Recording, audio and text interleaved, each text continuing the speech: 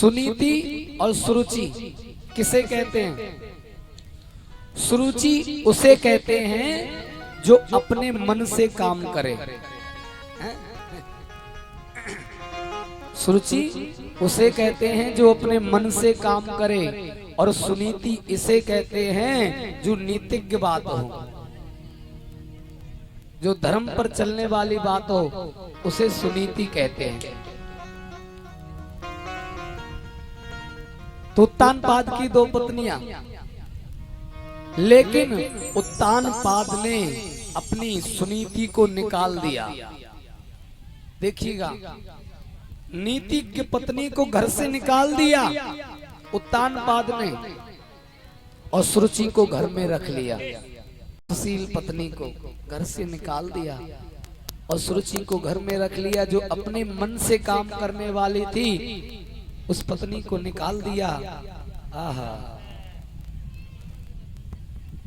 आज वो सुनीति है, उसने बाहर जाकर एक झोपड़ी डाल ली। जरा सुनिएगा, जो धर्म पत्नी होती है वो कैसी होती है? पति के त्यागने पर धर्म पत्नी अपना धर्म नहीं छोड़ती।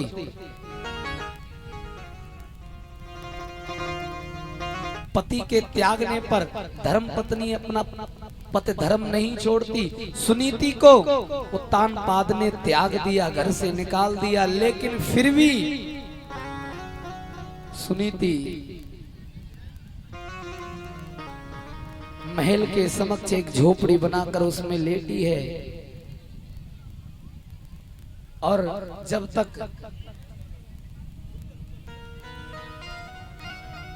महल की लाइट बंद नहीं हो जाती है तब तक सुनीति सोती नहीं है।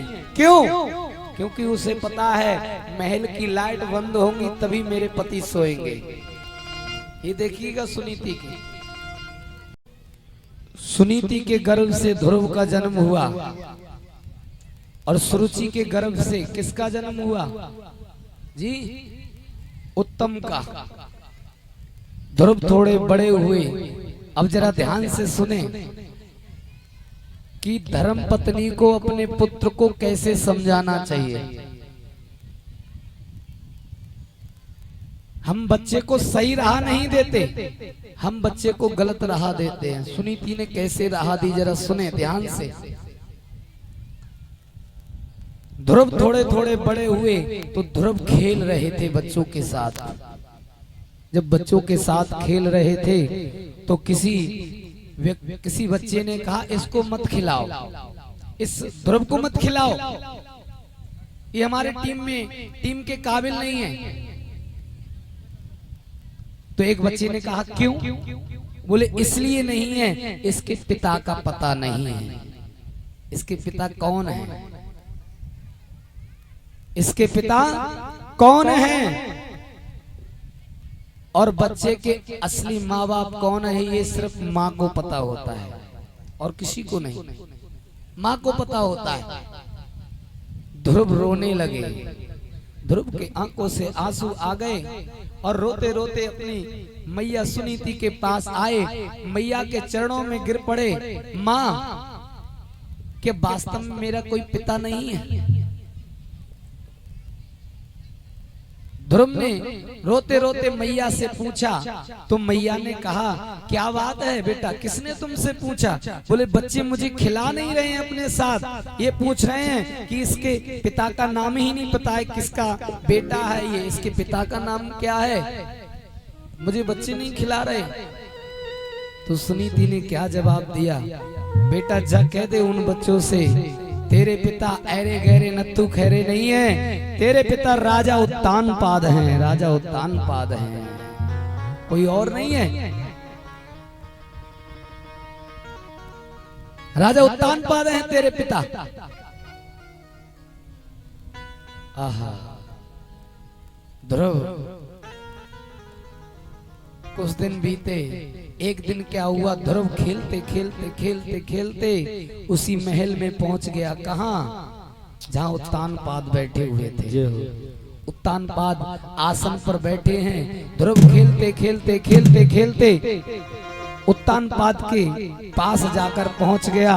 उत्तानपाद ने ध्रुव को अपनी गोदी में बिठा लिया। गोदी में बिठाला ध्रुव ने, ध्रुव को। अब जैसे ही गोदी में बिठाला तब तक जो तानपाद की दूसरी पत्नी है, क्या नाम है उनका? अरे बोलो ना, अरे अभी बताया था। उत्तानपाद की दूसरी पत्नी है सुरुचि। सुरुचि के भी एक पुत्र है, उसका नाम है उत्तम।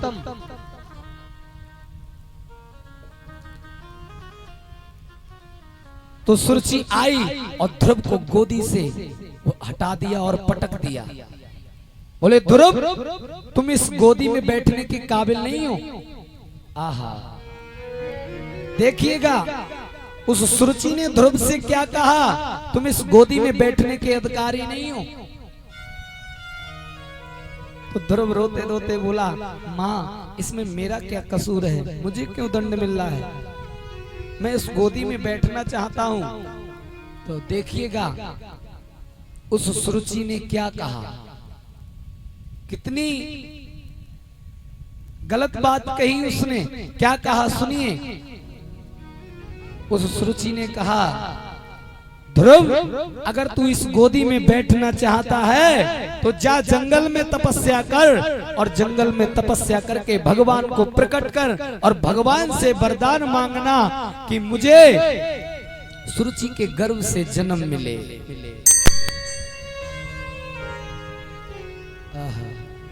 आज सुरुचि ने भगवान का भी अपमान कर दिया। सुरुचि ने भगवान का भी अपमान कर दिया, अपना गर्व भगवान से भी बड़ा बता दिया, भगवान का भी अपमान कर दिया। सुरुचि ने इतना बड़ा अपमान किया। ध्रुव दौड़ते दौड़ते आए, अपनी माँ से कहने लगे, माँ छोटी माँ ने ये कहा है कि भजन कर तब तुझे ये गोद मिलेगी, तब तुझे इस गोद पर बैठने को मिलेगा। तो सुनीति ने कह दिया ध्रुव से, बच्चा तो थे ही, ध्रुव से कह दिया, ध्रुव अगर तू भगवान का भजन करना ही चाहता है, भगवान को तू प्रकट करेगा तो तू गोदी में क्यों, तुझे तो परमात्मा की गोदी मिलेगी, परमात्मा की गोदी मिलेगी। सुनीति जाकर उत्तानपाद से कह भी सकती थी कि मैं क्या तुम्हारी पत्नी नहीं हूँ, तुमने मेरे बेटे को उठाकर पटक क्यों दिया, इसकी हिम्मत कैसे पड़ गई, अरे मैं भी तुम्हारी पत्नी हूँ, ये तुम्हारा पुत्र है। लेकिन नहीं, सुनीति है, राजा सुरुचि के वश में है, राजा सुरुचि के बस में है, फंसे हुए हैं राजा, क्या करें। सुनीति ने कहा, बेटा तुम भजन करना चाहते हो, भगवान को प्रकट करना चाहते हो तो जाओ, लेकिन एक बात ध्यान रखना, बेटा जा तो रहे हो लेकिन अपनी माँ को प्रणाम करके जाना, अपनी उस सुरुचि माँ को प्रणाम करके जाना, क्योंकि उसने तुझे इतनी बड़ी शिक्षा दे दी, मैं शिक्षा नहीं दे पाई। वो उसने तुझे भगवान भजन करने का एक राह दिखा दी, मैं तुझे नहीं दिखा पाई।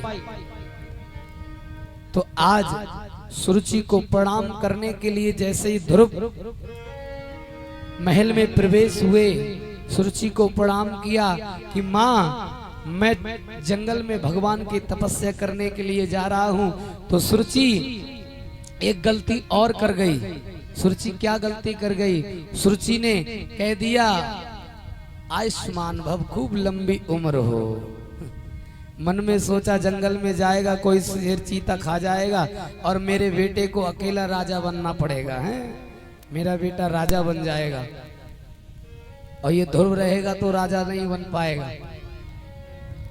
ध्रुव चल दिए, 5 वर्ष के हैं मात्र ध्रुव। कितने वर्ष के हैं?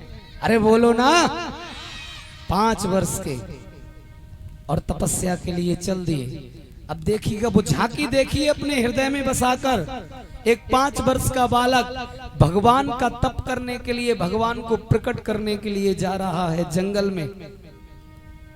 वो स्वरूप देखिए अपने आंखों से, वो दृश्य देखिए, एक छोटा सा बालक लंगोटी बांधकर जंगल में जा रहा है भगवान को प्रकट करने के लिए। कितना अच्छा स्वरूप होगा। अब रास्ते में जा रहा था, रास्ते में नारद मिले। नारद, और नारद जैसे ही मिले तो नारद ने सोचा ये बालक जा तो रहा है भगवान का भजन करने के लिए, लेकिन देख तो लूं ये पक्का है या ऐसा ही कच्चा है, ऐसा तो नहीं है थोड़ा बहुत एक आध दिन रुके और चला जाए, कम से कम इसकी परीक्षा तो ले लूं। तो नारद जी बीच में आ गए। नारद जी को देखकर आज ध्रुव ने प्रणाम कर लिया, दंडवत प्रणाम, लेट कर प्रणाम किया। देखिएगा यहीं से संस्कार प्रकट होते हैं। नारद जी समझ गए कि ये संस्कार हैं इस ध्रुव में, इसकी माता ऐसी वैसी नहीं है, इसकी माता सुनीति है और ये मां ही सिखा सकती है। आजकल मां प्रणाम करने के लिए नहीं कहती हैं, कहती हैं नमस्ते करो बेटा नमस्ते है? तो बड़ा होगा तो यही कहेगा नमस्ते भमस्ते, हम नहीं कुछ समझते हैं?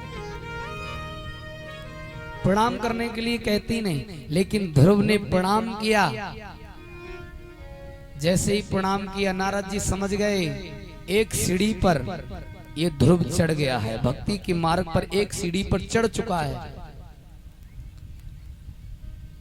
नारद जी ने कहा बेटा तुम कहां से आए हो, तुम्हारी माता का क्या नाम है?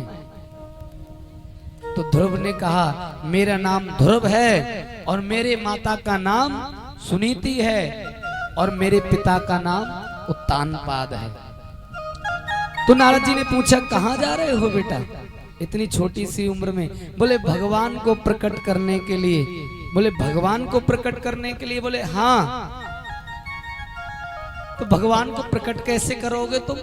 कुछ मंत्र याद है? गुरु मंत्र है तुम्हारे पास? कोई गुरु मंत्र है? तो ध्रुव ने कहा मैं गुरु के बारे में कुछ जानता ही नहीं हूं। गुरु कौन है, किसे कहते हैं गुरु? मेरे गुरु तो आप ही बन जाओ, मेरे गुरु आप ही बन जाओ। क्योंकि नारद जी कहते हैं क्योंकि बिना गुरु के भजन नहीं होता,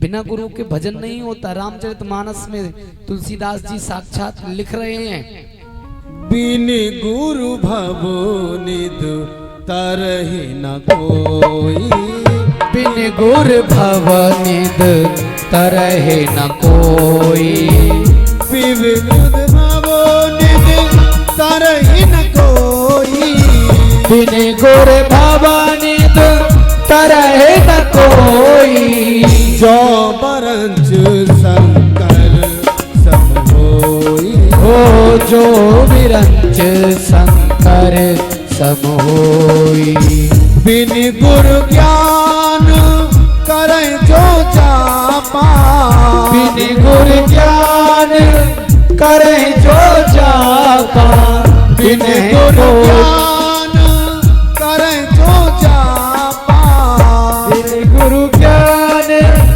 करे जो जापा, तिन्हि कोट सत लागे पापा, तिन्हि कोट सत लागे पापा।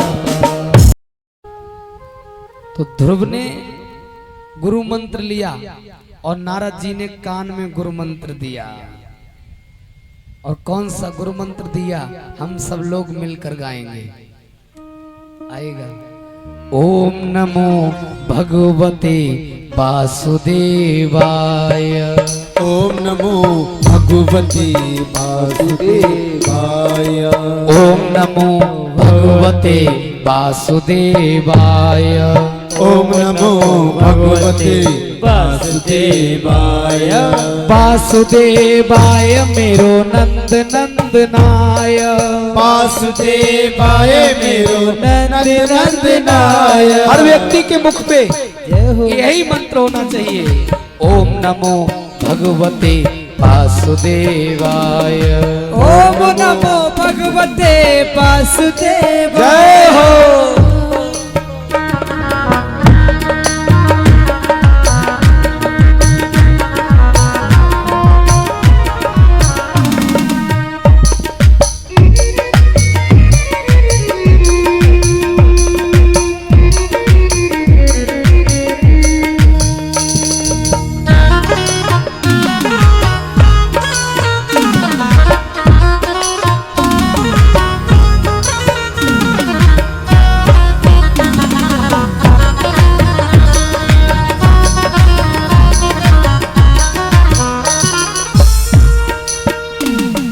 वासुदेवाय नंद नंदनाय वासुदेवाय मेरो नंद नंदनाय ओ वासुदेवाय मेरो नंद नंदनाय वासुदेवाय मेरो नंद नंदनाय ओम नमो भगवते वासुदेवाय ओम नमो भगवते वासुदेवाय ओम नमो भगवते वासुदेवाय ओम नमो भगवते वासुदेवाय ओम नमो भगवते वासुदेवाय ओम नमो भगवते वासुदेवाय ओम नमो भगवते वासुदेवाय ओम नमो भगवते वासुदेवाय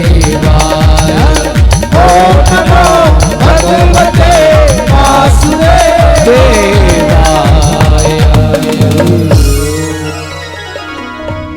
कौन सा मंत्र दिया जरा बोल कर बताओ।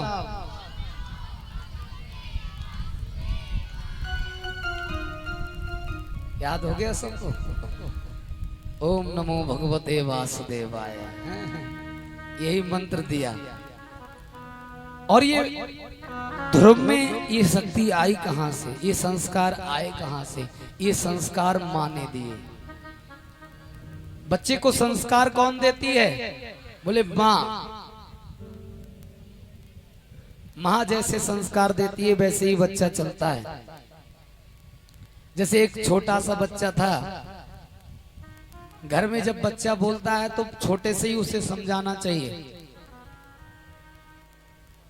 एक घर में छोटा सा बच्चा था, वो बोलना सीख रहा था, और बोलना जब सीखा तो उसने एक बात सीखी सबसे पहले, उल्लू का पट्ठा कहना।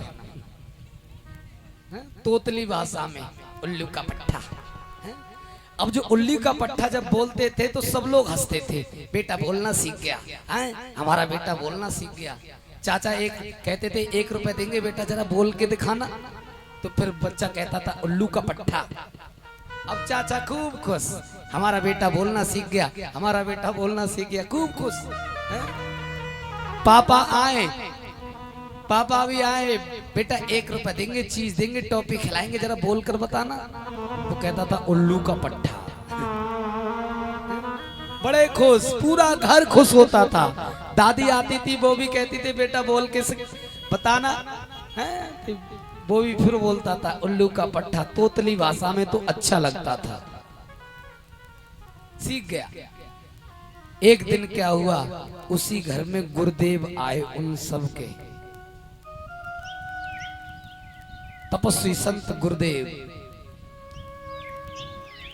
जब उस घर में गुरुदेव आए, उस समय वो बालक था नहीं। सबने गुरुजी को प्रणाम किया, चरण स्पर्श किया, चरणों को धोया, और धोकर पूरे घर में जल छिड़का, आचमन किया। अब गुरुजी जाने वाले हैं, जाते समय में वो बच्चा आया, गुरुजी जा रहे हैं उस समय आया। सबने कहा अरे बेटा तुम आ गए, कहाँ थे? गुरुजी को प्रणाम करो। कहाँ छिप गए थे, कहाँ चले गए थे, इतनी देर से हम ढूंढ रहे थे, गुरुजी को प्रणाम करो। अब वो प्रणाम क्या जाने, कभी सिखाया ही नहीं। उस बच्चे ने सोचा जिससे मेरी मम्मी खुश होती हैं, जिससे मेरे पापा खुश होते हैं, जिससे मेरे चाचा खुश होते हैं, जिससे दादी खुश होती है, जिससे बाबा खुश होते हैं, उसी से ये गुरुदेव खुश होंगे। तो गुरुजी के सामने आया और बोला उल्लू का पट्ठा। आहा, घर में सन्नाटा हो गया, बिल्कुल सन्नाटा। कहीं गुरुदेव कहीं श्राप ना दे दे, इस बच्चे ने किया क्या? डांटने लगे, ऐसे क्यों बोल रहा है? तो गुरुदेव ने शांत किया सबको, बोले ये इसकी गलती नहीं है, ये इसका दोष नहीं है, इस बच्चे का कोई दोष नहीं है, इसका दोष तो आप पर है, आपका दोष है, इसकी माँ का दोष है। क्योंकि दुशीलो मात्र दोषेन पितृदोषेन मूर्खता कापण्यम वंश दोषे आप दोषा दरिद्रता। भागवत में श्लोक आया है, दुशीलो मात्र दोषेना। अगर बेटा चरित्रहीन होता है, बेटी चरित्रहीन होती है, तो इसमें माँ का दोष होता है। दुशीलो मात्र दोषेना पितृ दोषेना मूर्खता। अगर बेटा मूर्ख होता है तो इसमें पिता का दोष होता है, पितृ का दोष होता है। कापन्यम वंश दोषे, बेटा कायर होता है, छिप छिप के बात करता है, उसमें वंश का दोष होता है। कापन्यम वंश दोषे आप दोषे दरिद्रता। अगर बेटा गरीब है, धनहीन वाला है, तो समझ लो उसका दोष है। आप दोषे दरिद्रता, और किसी का दोष नहीं। अरे मेरे प्यारे, एक बार मुस्कुरा कर बोलो राधे राधे। तो ध्रुव जी गुरु मंत्र लेकर पहुंच गए जंगल में। ध्रुव जी ने, छोटे से बालक ने इतनी कठिन तपस्या की, इतनी कठिन तपस्या की कि कुछ दिन तो भोजन किया, कुछ दिन फल इत्यादि खाए, कुछ दिन फल भी नहीं खाए, कुछ दिन पत्तों से काम चलाया, और कुछ दिन तो पानी पीकर काम चलाया। 12-12 दिन बाद पानी पीते हैं। और कुछ दिन तो ध्रुव जी ने ना पानी पिया, ना फल खाए, कुछ नहीं, बस वायु लेते हैं। कुछ दिन बाद तो वायु लेना भी छोड़ दिया। ध्रुव जी के प्राण ब्रह्मरंध्र में आ गए। अब जैसे ही प्राण ब्रह्मरंध्र में आ गए, इधर देवताओं को परेशानी होने लगी। सबकी सोच क्रिया बंद हो गई, सब देवताओं के पेट फूलने लगे, सब देवताओं के पेट फूलने लगे। और दौड़ते दौड़ते नारायण के पास गए, विष्णु भगवान के पास गए। विष्णु भगवान से कहने लगे, हमें बड़ी पीड़ा हो रही है, हमारे तो पेट फूलते जा रहे हैं, हम सोच इत्यादि नहीं कर पा रहे हैं। तो नारायण जी ने बताया, लक्ष्मी नारायण भगवान ने बताया कि ये बस एक भक्त के कारण हो रहा है। मेरा जो भक्त है ध्रुव, वो मेरे दर्शन पाना चाहता है, लेकिन मैं उसके दर्शन करके आता हूँ। ध्रुव जी को दर्शन देने के लिए ठाकुर जी स्वयं जंगल में प्रकट हो गए। बोली बांके बिहारी लाल की। लेकिन ध्रुव जी तपस्या में लीन है, आंखें बंद करके बैठे हुए हैं। ठाकुर जी सामने खड़े हुए हैं, ध्रुव जी मुझे देखें, लेकिन ध्रुव जी आंखें नहीं खोल रहे। प्रभु सामने खड़े हैं, ध्रुव जी आंखें नहीं खोल रहे। क्यों नहीं आंखें खोल रहे? क्योंकि ध्रुव के अंदर वही दर्शन कर रहे हैं। ध्रुव तो अपने हृदय में ठाकुर जी को बसा के दर्शन कर रहे हैं। भगवान समझ गए। भगवान ने ध्रुव के अंदर की जो झांकी थी ठाकुर जी की, वो गायब कर दी। जैसे ही अंतर ध्यान हुई, ध्रुव जी की आंखें खुल गई। और आंखें जैसे ही खुली, ध्रुव जी तो देखते ही रह गए, देखते ही रह गए, देखते ही रह गए ध्रुव।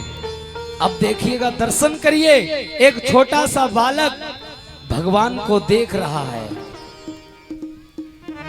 दर्शन करिए, छोटा सा बालक है, वो देख रहा है। आहा, भगवान कह रहे हैं, मांग ध्रुव, जो तू मांगना चाहता है मांग ले आज। लेकिन ध्रुव कुछ नहीं मांग रहे, बस देखते जा रहे हैं।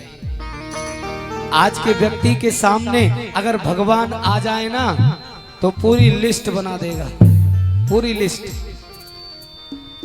पूरी लिस्ट बना देगा कि मुझे ये चाहिए, मुझे ये चाहिए, मुझे ये चाहिए। लेकिन ध्रुव जी कुछ नहीं मांग रहे। देवता हंस रहे हैं, बोले कितना मूर्ख बालक है, भगवान सामने खड़े हैं, बताओ हैं, तब भी कुछ नहीं मांग रहे हैं। हमसे भगवान कहें तो पूरी किताब भर देंगे मांगने की। देवता हंस रहे हैं।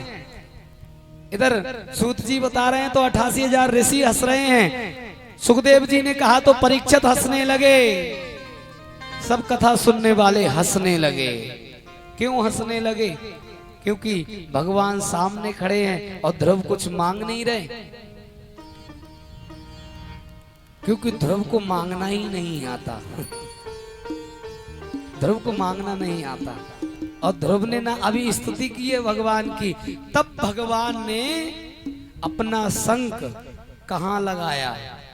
अच्छा, जब बच्चा अच्छा लगता है तो सबसे पहले हम लोग कहाँ स्पर्श करते हैं बच्चे को? बताओ जी।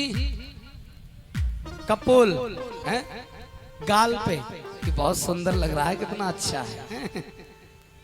तो भगवान ने अपना शंख लिया और ध्रुव के कपोल पर लगा दिया, गाल पर लगा दिया, और जैसे ही कपोल पर लगाया ध्रुव स्तुति करने लगे। स्तुति की, तब ध्रुव से कहा, ध्रुव मैं तुझसे बहुत प्रसन्न हूँ, मांग ले जो कुछ मांगना चाहता है। लेकिन ध्रुव ने कुछ नहीं मांगा, बस यही मांगा, क्या?